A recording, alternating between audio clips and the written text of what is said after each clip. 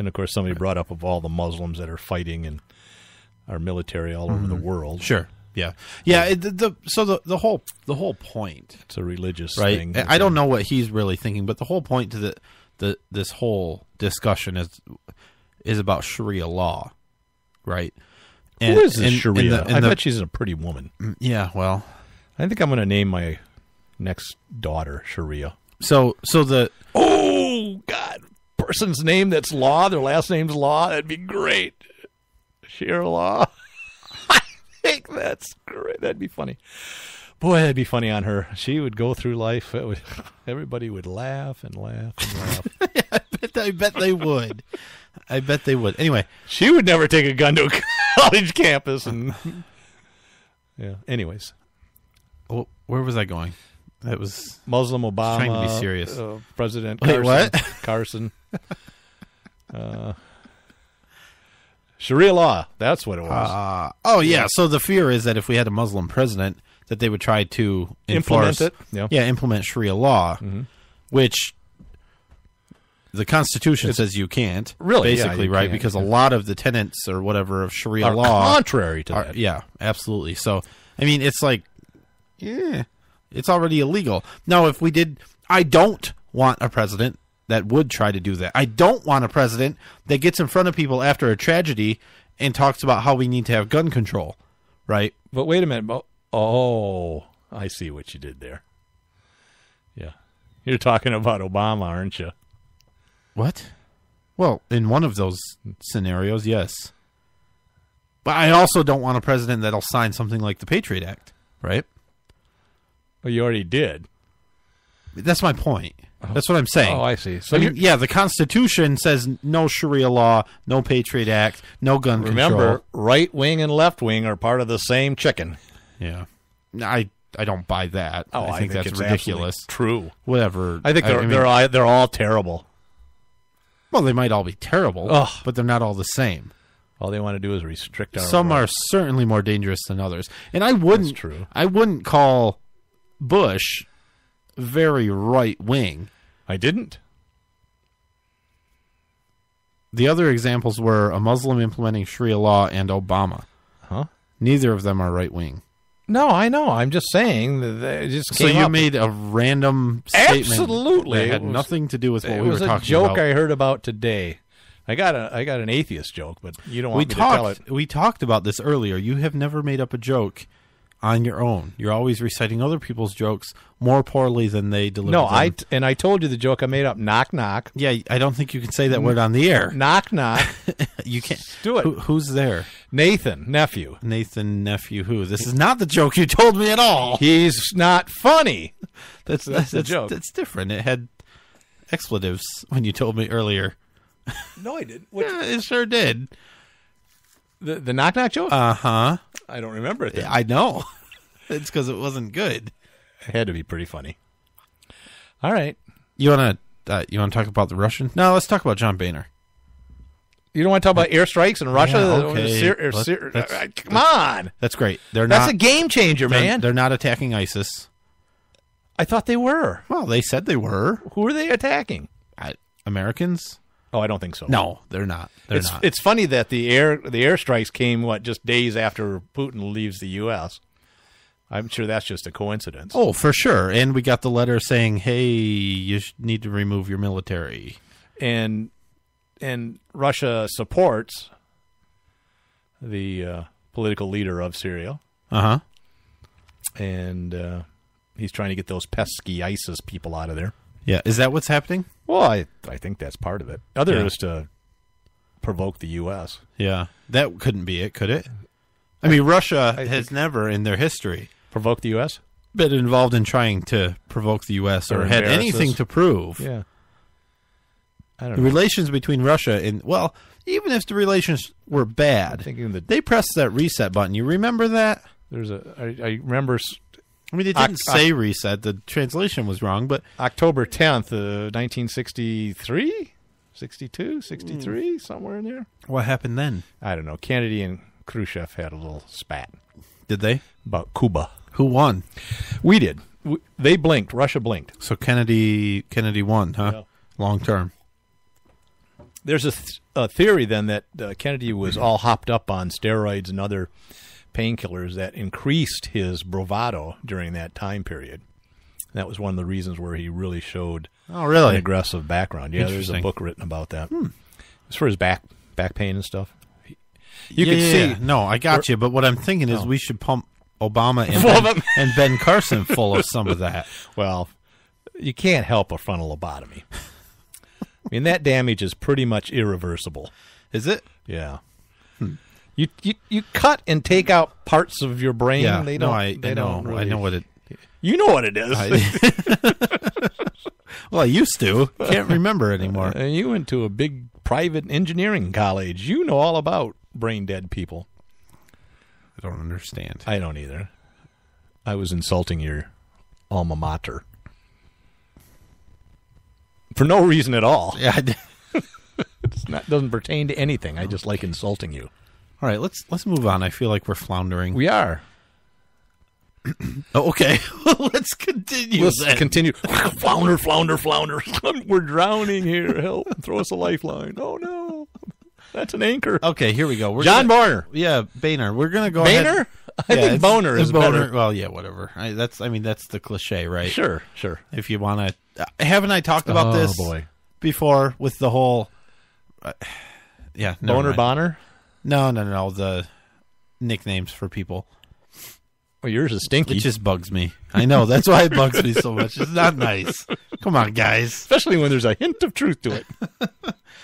Okay, so what we have is series an of amalgamation. Of political leaders' response to the Boehner quitting. The Boehner's Boners. I think we need John Boehner as Speaker. I thought he did an outstanding job, and he was treated very badly by people in our party.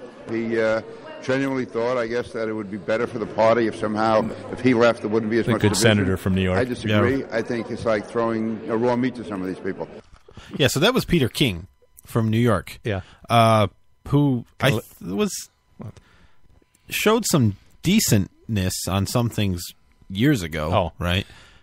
Not even close anymore. I mean, he's a shill for the Boehner. He's getting older. Yeah, it's horrible. He's got to make that second. Is that what happens? Is that what happened to Harry Reid? He just got older and now he's insane. It happened. Look what happened to me. I know. I used to be sharp. Yeah. No. What? No, I've known you for a lot of years and I don't remember that. I used to be sharp. Yeah. I don't remember that. But you want to know how much each of you terrify Washington? Yeah. Yesterday, Ooh.